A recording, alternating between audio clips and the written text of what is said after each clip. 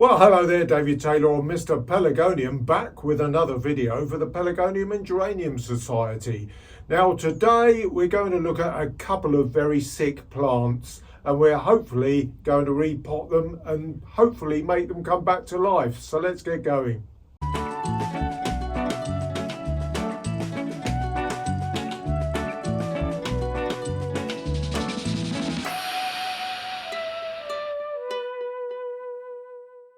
Well, hello there, it's good to see you again. Now, you may remember, if you cast your mind back to the video I did 2 or 3 weeks ago, I'll just link it up there. There were a couple of sick plants that were basically over in that direction and down in that direction, which I did close in upon. I'm not one to keep secrets. I do get plants that don't do very well occasionally, and during the winter it's always very much a challenge. But I'm potentially hopeful that I may be able to rescue them. So in this video, I'm just going to basically repot them, plant them down, and hopefully be able to dry the root ball out, because what happened is I overwatered them. That's what we did. That's what I did. And basically what I'm doing is potting them down into a much smaller pot with some little bit of fresh dryish compost to dry those root balls out. Now, I have actually done them. I filmed this yesterday, and here's one of them. This is Babylon, a regal Pelargonium Babylon, which I've repotted in dry compost. The root ball was quite wet. But one thing that we will consider is that the roots, although some of them are dead, some of them are still alive. So I'm hopeful that with this one, the Babylon, and the other one, the Fair Ellen Scented, which I'll just grab up here, which have been repotted now, I'm hopeful of getting some base shoots come through from the living roots. So I'll run through the video now. I'm just narrating over the video that I did yesterday, and we'll go on from there. Right, okay then. So the first task was to get this rather large Babylon through and out of the way. I had to move a load of plants out of the way in order to get it, as it was right at the back. I had really ignored it because I knew that I had to, I knew that I didn't want to give it too much water. But I pulled it through, and we're off now to my sort of compost bin. This bin gets collected by our local authorities, so for recycling. And there we are. I've just pulled it out of the pot, and thankfully the root ball is as clean as a whistle. It actually realistically wasn't quite as damp as I was expecting it to be, but it was wet. It was fairly wet, not as wet as the Fair Ellen, which we'll see in a moment. So I'm now just breaking down this root ball, breaking it off, really pulling it out. And what will become clear in a moment is that we will begin to see lighter roots. There was a little side shoot, dead side shoot there that I just pulled off.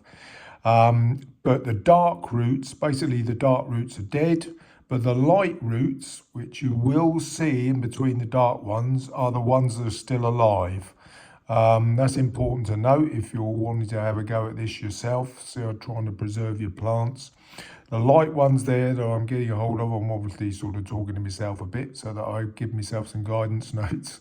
The light ones are the roots that are still alive. So I'm hopeful that we're going to get some shoots that break up from these, which happens with the regal types and the scented types and those sorts of what I call slightly hardier plants.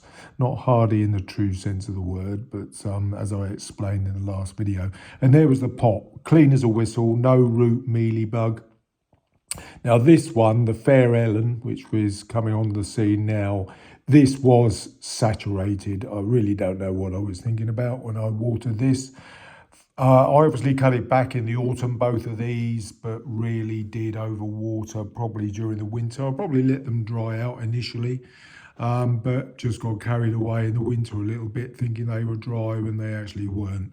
But this one was very compacted compost as well. Almost certainly I probably should have repotted this at some stage in the autumn or late summer. But again, the pot was very clean. I'll probably hold it up in a moment, but the pot was very clean, the root ball's clean, no root mealybug or anything like that. So now again, once again, we're just breaking this down, but the compacted, very wet root ball almost certainly was what was causing this plant to sort of die back. Again, some side shoots which were dead, which had grown out through the top, pulling those off and separating them out. But once again, we're revealing that I have got light roots still in it, which means that there is living root that's still there and still, hopefully still alive, which we'll be able to pot on in a moment. And, these are hopefully going to regenerate the plant. Now, a lot of the surface stems are dead, and I'm going to sort of break one or two of those off. But this one in particular is showing a lot of live roots still, so I'm very happy with that. I'm just really beginning to break it down because this root ball was so compacted. It really was in a pretty bad state.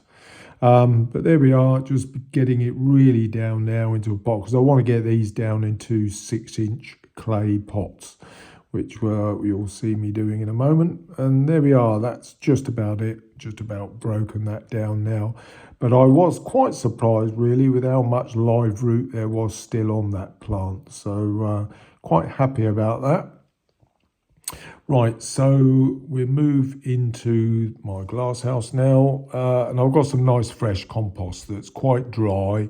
This was the sort of the silver grow mix that I showed you for zonals. Now, because I'm wanting, these to sort of grow relatively quickly and have a very light compost, I'm giving them what I call my lighter zonal mix, which I spoke about in the last video. This is the Babylon that we're potting up here, just shoving through the little scoops of compost, bashing it down, tubbing it down, and the compost itself is relatively dry. I'm obviously narrating to myself there, you can see me chatting to myself. And there we are, I'm quite happy with the way that sat. Just stick the label back in so that we know what it is.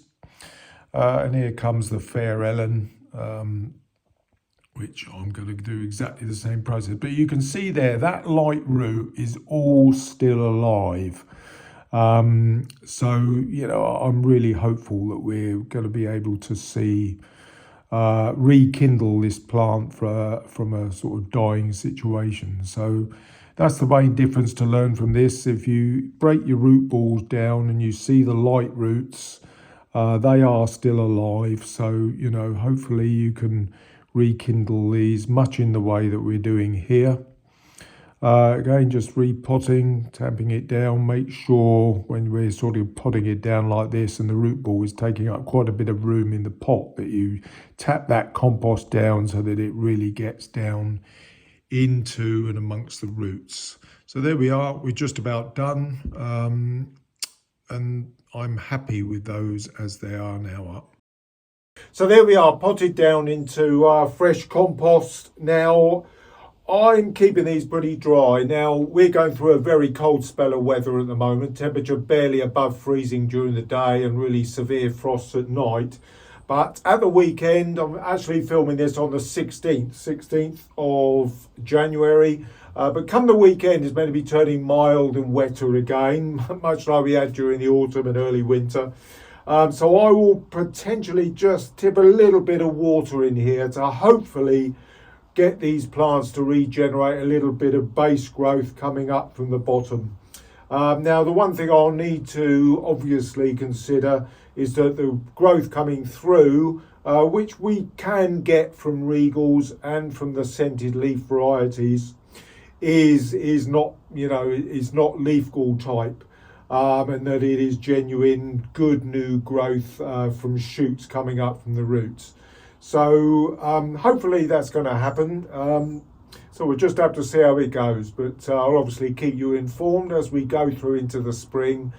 So that's just about it from me today. I've got a few things in the works. So I'll hopefully see you again very, very soon. Bye-bye for now.